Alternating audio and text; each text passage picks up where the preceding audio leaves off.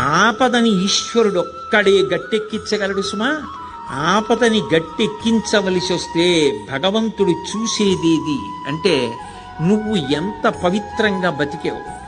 నువ్వు ఇతరులకు హాని చెయ్యగలిగి ఉండి కూడా చెయ్యకుండా నిన్ను నువ్వు నిభాయించుకున్న సందర్భాలేవి.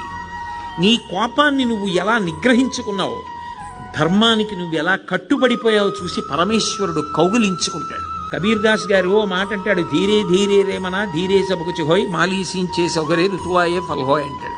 ఇవాళ విత్తనాలు పెట్టి నేను బిందెలు నీళ్లు పోస్తే జామ చెట్టు వచ్చి కాయలు కాస్తుందా? ఇవాళ విత్తనం పెట్టి కొద్ది కొద్దిగా నీళ్లు పోస్తే ఒక 5 ఏళ్ల తర్వాత చెట్టే విరగ కాస్తుంది. ధర్మాన్ని నమ్ముకున్నవాడు పాడవడు. ధర్మానికి ఫలితం శాశ్వతమైన ఫలితం కాలంలో కనపడుతుంది. ఆనాడు ధర్మం పట్టుకున్నవాడు ఎంత గొప్పవాడో మిగిలిన వాళ్ళకి కూడా ఆదర్శం అవుతాడు. ధర్మం వదిలినవాడు నశించిపోతాడు. అది నిరూపించాడు భాగవతం ప్రారంభంలోనే.